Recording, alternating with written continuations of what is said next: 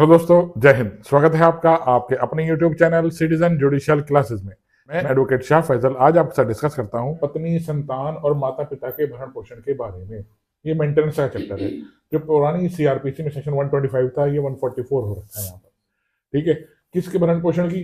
पत्नी, संतान और माता पिता के भरण पोषण की बात कर रहा है। ठीक, पत्नी का भरण पोषण कहाँ दे रखा है? और हिंदू विवाह अधिनियम की धारा 24 और 25 में भी दे रखा है, जहां पति और पत्नी दोनों एक दूसरे से मेंटेनेंस की मांग कर सकते हैं। और Hindu adaptation and maintenance act के सेक्शन 18 में भी पत्नी के भरण पोषण की बात की जा रही है। ठीक है, वहां भी पत्नी के भरण पोषण की बात की गई और बताया गया पत्नी वहां पर भी भरण पोषण मांग सकती है। किससे? अपने पति से। तोड़ गया। तो पत्नी का भरण पोषण 3 जगह दे रखा है, सीआरपीसी, हिंदू विवाह अधिनियम, हिंदू दत्तक ग्रहण और भरण पोषण अधिनियम, 3 जगह है पत्नी का भरण पोषण। ठीक, पति का भरण पोषण सिर्फ एक जगह है, हिंदू विवाह अधिनियम की धारा 24 और 25 में इंटरिम और फाइनल मेंटेनेंस की बात करता है। बच्चों को, माँ बाप को भरण पोषण की बात 144 कर रहा है बीएनएसएस। ध्यान से पढ़िएगा। चलिए शुरू करता हूँ। देखिए मेरी वीडियो शुरू करने से पहले हमेशा की तरह आपसे अपील, मेरी वीडियो को लाइक और सब्सक्राइब कीजिएगा दोस्तों। धन्यवाद। एक और इन्फॉर्मेशन मैं आपको देना चाहूंगा, मेरा ये channel citizen judicial classes play store पर अवेलेबल है, आप इसे वहां से डाउनलोड कर सकते हैं। यहाँ पर मैंने लॉ से रिलेटेड प्रत्येक सब्जेक्ट की लाइव क्लासेस की वीडियोज डाल रखी हैं और नोट्स डाल रखे हैं प्रत्येक सब्जेक्ट के। आप उसे डाउनलोड कर सकते हैं और उससे फायदा उठा सकते हैं। सेक्शन 144 पत्नी, संतान और माता पिता के भरण पोषण के लिए आदेश।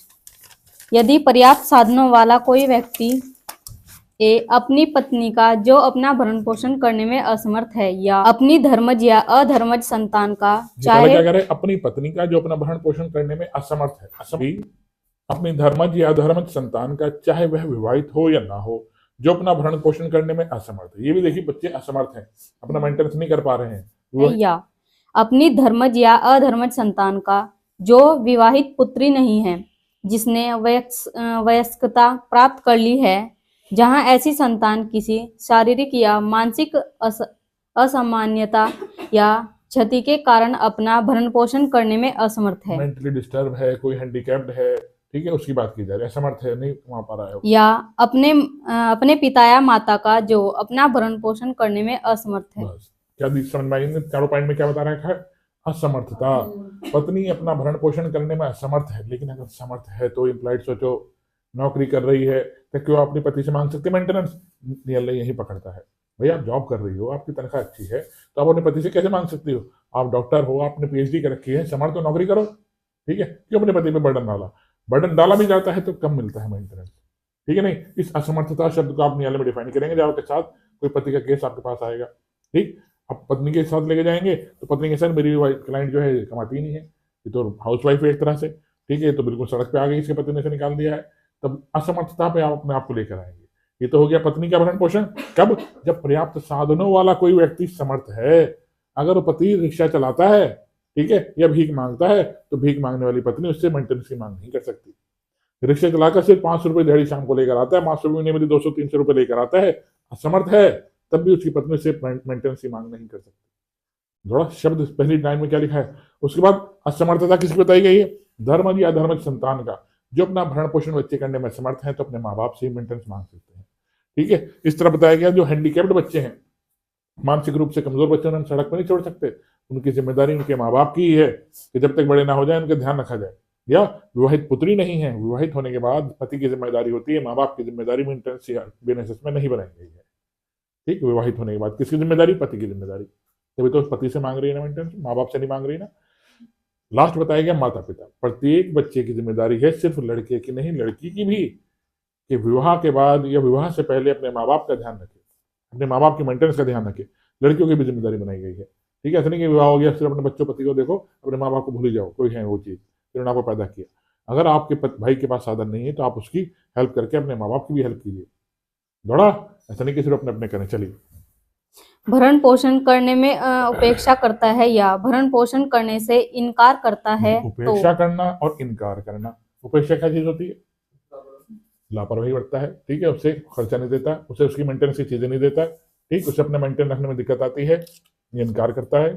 तो प्रथम वर्ग मजिस्ट्रेट ऐसी उपेक्षा या इनकार के साबित हो जाने पर ऐसे व्यक्ति को यह निर्देश दे सकता है कि वह अपनी पत्नियां, ऐसी संतान, पिता या माता के भरण पोषण के लिए ऐसी मासिक दर पर जिसे मजिस्ट्रेट ठीक समझे मासिक भत्ता दे और उस भत्ते का संदाय ऐसे व्यक्ति को करे जिसको संदाय करने का मजिस्ट्रेट समय समय पर निर्देश दे। मासिक भत्ता दे, महीने दर महीने दे, ठीक है, अपने बच्चों को, माँ बाप को, अपने पत्नी को मासिक भत्ता दे, ठीक है, निर्देश दे सकते हैं मजिस्ट्रेट। कौन? प्रथम वर्ग मजिस्ट्रेट से गोल कर लीजिए, जेएम फर्स्ट की पावर बताई गई है। आमतौर पर जो बात देखो फैमिली कोर्ट में कौन बैठते हैं? एडीजे लेवल के अधिकारी बैठते हैं, लेकिन यहाँ जेएम फर्स्ट की बात बताई गई है। प्रथम वर्ग मजिस्ट्रेट के समक्ष ऐसा केस डाला जाता है। चलिए, परंतु मजिस्ट्रेट खंड बी में निर्दिष्ट पुत्री के पिता को निर्देश दे सकता है कि वह उस समय तक ऐसा भत्ता दे जब तक वह वयस्क नहीं हो जाती है। यानी कि बच्ची है, माइनर है, वयस्क नहीं हो जाती है। कब? जब उसका विवाह कर दिया गया होगा वयस्कता में, तब पिता की जिम्मेदारी है। क्यों आपने विवाह किया? वो तो माइनर है भी, तब पिता की जिम्मेदारी है उसके मेंटेनेंस करने की। दौड़ा। चलिए, यदि मजिस्ट्रेट का समाधान हो जाता है कि ऐसी पुत्री के यदि वह विवाहित हो, पति के पास पर्याप्त साधन नहीं है, बस पति के पास पर्याप्त साधन नहीं है, फिर भी आपने अपनी बच्ची का 16 साल की लड़की का विवाह उसके साथ कर दिया, कमाता कमाता कुछ नहीं, पढ़ रहा है वो तो अभी तक, ठीक है। बहुत सी बार आपने देखा होगा हमारे माँ बाप ऐसे लड़के से हमारी शादी कर देते हैं जो सिंपल अभी तैयारी कर रहा है वैसा, तो तैयारी करके पेशेंट्स की फील्ड हो तो नहीं तो लगता है बस जज की तैयारी कर रहा है वैसा लड़का है, लड़की की शादी कर दो जज बन जाएगा। दिल्ली तैयारी करके आ रखा है वैसा, इलाहाबाद तैयारी कर रहा है, जज बन के ही आएगा, आईएएस बन के ही आएगा। ऐसा होता है 100 में से एक लड़के इतने नंबर आते हैं, ठीक है। और उसके बाद भी दिल्ली में क्या कर रहा है क्या नहीं कर रहा, घर वाले तो कह रहे तैयारी कर रहा, ठीक, इंजीनियरिंग कर रहा होता है, तो लड़कों की शादी कर दी भाई साहब, नौकरी नहीं लगी, कुछ नहीं लगा, कर दी, दिक्कत, कितनी दिक्कत आएगी, ठीक। तो उसी को रोकने के लिए है ये, ठीक। चलिए, हम तो विवाह से करें, कम से कम अपने पैरों पे खड़ा हो और कुछ हाथ का भी कारीगर हो, नहीं तो अच्छी जॉब हो, जॉब के बाद विवाह करना चाहिए, ठीक। चलिए, परंतु यह और कि मजिस्ट्रेट इस उपधारा के अधीन भरण पोषण के लिए मासिक भत्ते के संबंध में कार्यवाही के लंबित रहने के दौरान, गौर करो, कार्यवाही के लंबित रहने के दौरान ऐसे व्यक्ति को यह आदेश दे सकता है कि वह अपनी पत्नी या ऐसी संतान, पिता या माता के अंतरिम भरण पोषण के गोल कर लो, लिए, अंतरिम भरण पोषण, इसे कहते हैं इंटरिम मेंटेनेंस। अंतरिम भरण पोषण क्या है? अंतरिम भरण पोषण कार्यवाही के दौरान के खर्चे, ठीक है। जब पत्नी के पास केस लड़ने के पैसे नहीं है, आने जाने के पैसे नहीं है, तो केस कैसे करेगी अपने पति पर? तो न्यायालय कहता है वाद के दौरान जो कार्यवाही हो चल रही है उसके भी खर्चे दो इसे, वकील की फीस भी दो इसे, आने जाने में रिक्शा का चार्ज लगता है वो भी दो इसे, उसे कहते हैं इंटरिम मेंटेनेंस। मासिक भत्ता और ऐसी कार्यवाही का व्यय दे जिसे मजिस्ट्रेट उचित समझे और ऐसे व्यक्ति को उसका संदाय करे। इस पे एक केस अभी 2024 में आया है, इसे लिखिए पहले, डॉक्टर राजीव वर्गीस वर्सेस रोज इसके फ्रांसिस, और ऐसे व्यक्ति को उसका संदाय करे जिसकी संदाय करने का मजिस्ट्रेट समय समय पर निर्देश दे। पेमेंट करे, समय समय पर निर्देश दे, बनेगा नहीं। परंतु यह भी कि दूसरे परंतु के अधीन अंतरिम भरण पोषण के लिए मासिक भत्ते और कार्यवाही के व्ययों का कोई आवेदन यथासंभव ऐसे व्यक्ति पर आवेदन की सूचना की तामील की तारीख से 60 दिन के भीतर निपटाया जाए। जो अंतरिम भरण पोषण का आदेश है, हम बाद में जो अंतरिम भरण पोषण का आदेश है, इस आदेश को 60 डेज के भीतर निपटाया जाएगा, 60 दिन के भीतर, ठीक है। कितना मेंटेनेंस दिलाया जाए, कितना ना दिलाया जाए, ठीक है। हमारा बढ़ गया। चलिए, स्पष्टीकरण, इस अध्याय के प्रयोजनों के लिए पत्नी के अंतर्गत ऐसी महिला भी है जिसके पति ने उससे विवाह विच्छेद कर लिया है या जिसने अपने पति से विवाह विच्छेद कर लिया है और जिसने पुनर्विवाह नहीं किया है। सबसे इंपॉर्टेंट है पुनर्विवाह।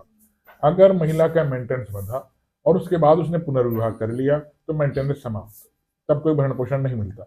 और उसने विवाह तलाक के बाद पुनर्विवाह कर लिया, पति से अलग रह के पुनर्विवाह कर ले, तभी वो किसी मेंटेनेंस की मांग नहीं कर सकती, ठीक। चाहे पति ने तलाक दिया हो या उसने पति से तलाक लिया हो, मेंटेनेंस मांग सकते हैं, लेकिन पुनर्विवाह पे सब कंडीशन खत्म, क्योंकि अब वो दूसरे पति से मेंटेनेंस मांगेगी। दौड़ गया। भरण पोषण या अंतरिम भरण पोषण के लिए ऐसा कोई भत्ता और कार्यवाही के लिए व्यय आदेश की तारीख से या ऐसी यदि ऐसा आदेश दिया जाता है तो यथास्थिति भरण पोषण या अंतरिम भरण पोषण और कार्यवाही के व्ययों के लिए आवेदन की तारीख से संदेह होंगे। आवेदन जिस दिन से किया गया है उस दिन से पेमेंट मिलेगी, ठीक है ना। ये नहीं कि जिस दिन न्यायालय ने आदेश दिया उस दिन से, जिस दिन से आवेदन महिला ने डाला उस दिन से मेंटेनेंस बनेगा। यदि कोई व्यक्ति जिसे आदेश दिया गया हो उस आदेश का अनुपालन करने में पर्याप्त कारण के बिना असफल रहता है तो उस आदेश के प्रत्येक भंग के लिए ऐसा कोई मजिस्ट्रेट देय रकम के ऐसी रीति से उद्ग्रहित किए जाने के लिए वारंट जारी कर सकता है। बस यहाँ तक समझिए क्या कहना चाह रहा है। मेंटेनेंस बांधा गया, मेंटेनेंस नहीं दे रहा है तो क्या कर रहा है न्यायालय, मजिस्ट्रेट वारंट देय रकम के ऐसी रीति से उद्ग्रहित किए जाने के लिए वारंट जारी कर रहा है, ठीक है, कि मेंटेनेंस दो पत्नी का बिना रिकवरी की किसी जाएगी, कारण के बिना किसी। चलिए जैसी रीति जुर्माने उद्ग्रहित करने के लिए उपबंधित है और उस वारंट के निष्पादन के पश्चात प्रत्येक मास के न चुकाए गए यथास्थिति भरण पोषण या अंतरिम भरण पोषण के लिए पूरे भत्ते और कार्यवाही के व्यय या उसके किसी भाग के लिए ऐसे व्यक्ति को 1 मास तक की अवधि के लिए या यदि वह उसे पूर्व चुका दिया जाता है तो चुका देने के समय तक के लिए कारावास का दंडादेश दे सकता है। ठीक है, 1 महीने की सजा उसे मिलेगी, यहाँ पर कारावास का दंडादेश दे सकता है।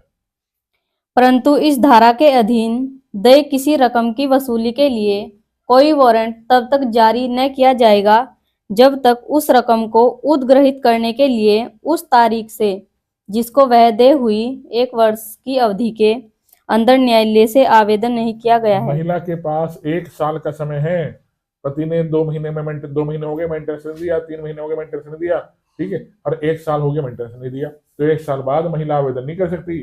महिला के पास 1 साल का टाइम पीरियड ही है, आवेदन करे इसी बीच में, तभी न्यायालय कहेगा हम वाकई में परेशानी हो रही है।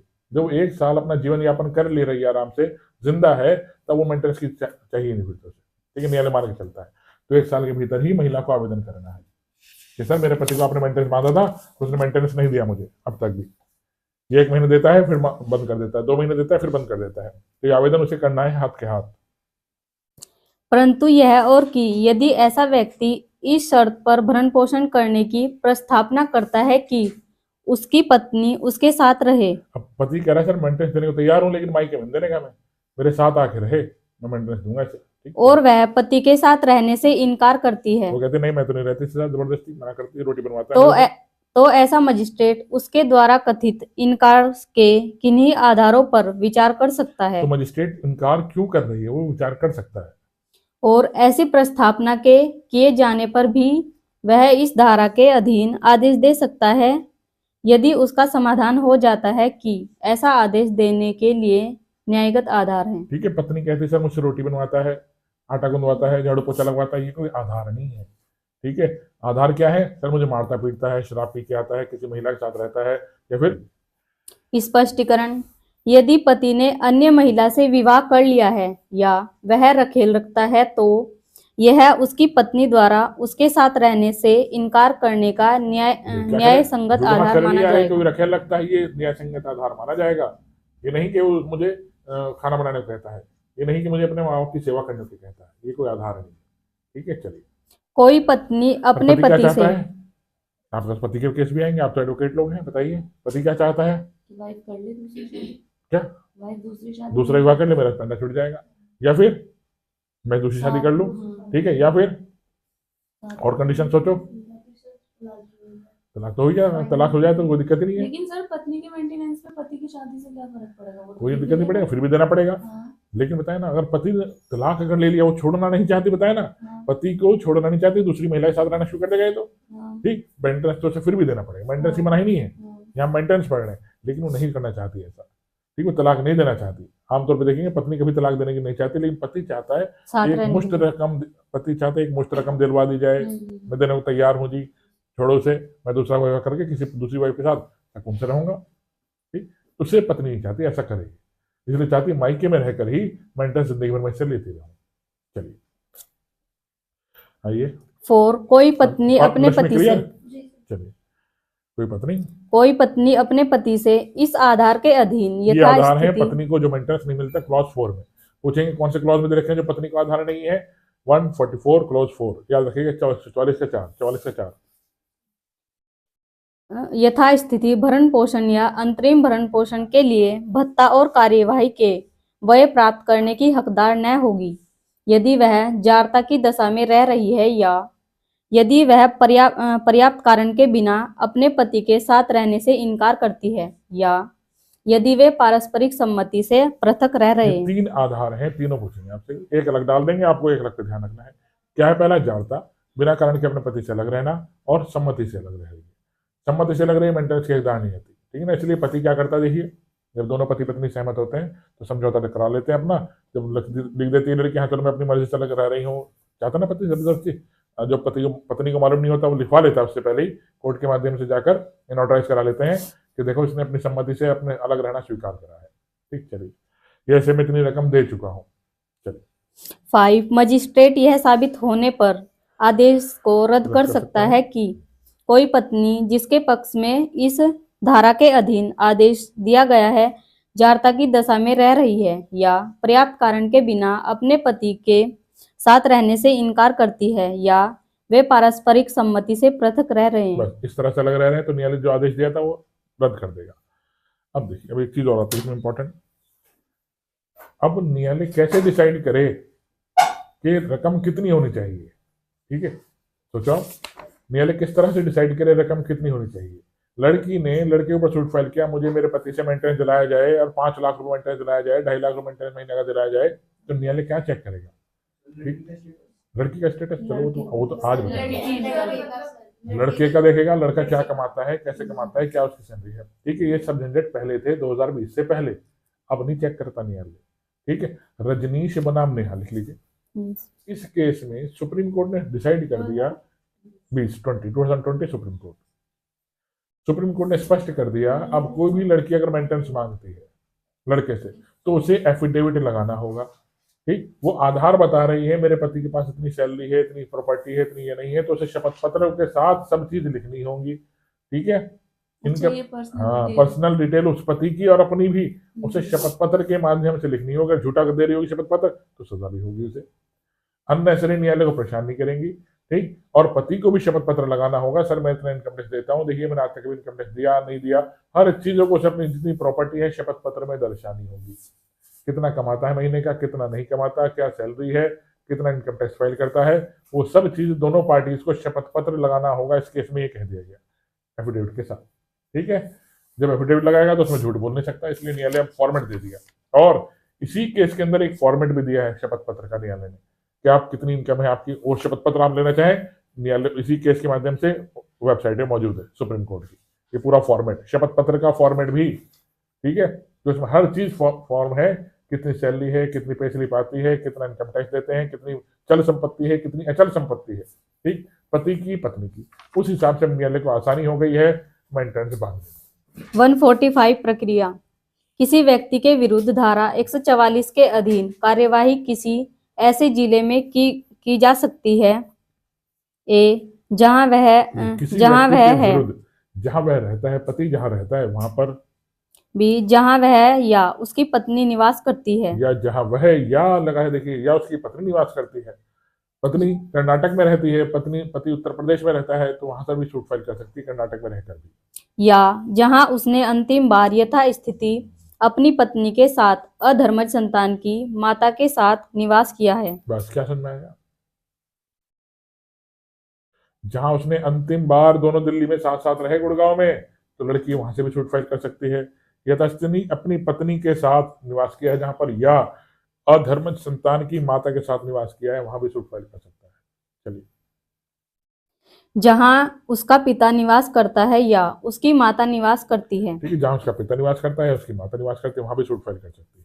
2 ऐसी कार्यवाही में सब साक्ष्य ऐसे व्यक्ति की उपस्थिति में जिसके विरुद्ध भरण पोषण के लिए संदाय का आदेश देने की प्रस्तावना है या जब उसकी व्यक्तिगत हाजिरी से अभिमुक्ति दे दी गई है तब उसके अधिवक्ता की उपस्थिति में लिया जाएगा, तब उसके एडवोकेट की उपस्थिति में सारे साक्ष्य लिए जाएंगे और उस रीति से अभिलिखित किया जाएगा जो समन मामलों के लिए विहित है। समन मामलों के लिए रीति बनाई गई, उसी लिया जाएगा।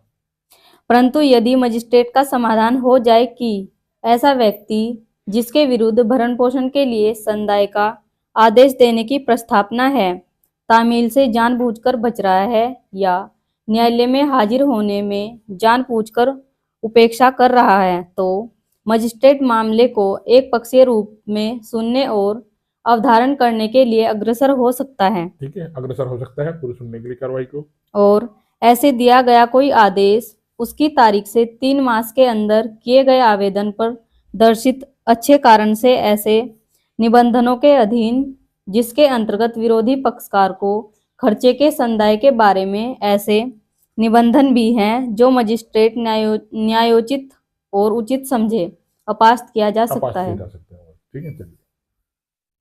3 धारा 144 के अधीन आवेदनों पर कार्यवाही करने में न्यायालय को सख्ती होगी कि वह खर्चों के बारे में ऐसा आदेश दे जो न्यायसंगत है। खर्चों के बारे में जो आदेश न्यायसंगत लग रहा हो वो आदेश मजिस्ट्रेट देगा। धारा 146 यानी कि क्या बताना चाह रहे हो, प्रक्रिया क्या है, जब पति उपस्थित हो तभी कार्रवाई चले, लेकिन नहीं आना चाह रहा है तो एक पक्षीय कार्रवाई भी मजिस्ट्रेट कर सकता है। देखिए लिखा है एक पक्षीय रूप से, देख लिया ना परंतु में आपने, एक पक्षीय रूप से सुनने के लिए अग्रसर भी हो सकता है वो। धारा 144 के अधीन भरण पोषण या अंतरिम भरण पोषण के लिए मासिक भत्ता पाने वाले या यथास्थिति अपनी पत्नी, संतान, पिता या माता को भरण पोषण या अंतरिम भरण पोषण के लिए मासिक भत्ता देने के लिए उसी धारा के अधीन आदिष्ट किसी व्यक्ति की परिस्थितियों में तब्दीली साबित हो जाने पर मजिस्ट्रेट यथास्थिति भरण पोषण या अंतरिम भरण पोषण के लिए भत्ते में ऐसा परिवर्तन कर सकता है जो वह ठीक समझे। भत्ते में ऐसा परिवर्तन करे जो ठीक समझे मजिस्ट्रेट, जो सही लगता है। जहां मजिस्ट्रेट को यह प्रतीत होता है कि धारा 144 के अधीन दिया गया कोई आदेश किसी सक्षम सिविल न्यायालय के किसी विनिश्चय के परिणाम स्वरूप रद्द या परिवर्तित किया जाना चाहिए, वहां वह यथास्थिति उस आदेश को तदनुसार रद्द कर देगा या परिवर्तित कर देगा। ना, रद्द कर देगा या परिवर्तित कर देगा। महिला ने विवाह कर लिया तो रद्द कर देगा, भरण पोषण कहेगा, या परिवर्तन भी कर सकता है, कम भी कर सकता है, बढ़ा भी सकता है। आशा करता हूँ मेरी वीडियो समझ में आई होगी दोस्तों। आइए इसे लाइक और सब्सक्राइब कीजिएगा और जो मेरा चैनल प्ले स्टोर पर है उसे डाउनलोड कर लीजिएगा और उससे फायदा उठाइएगा। जय हिंद दोस्तों, धन्यवाद।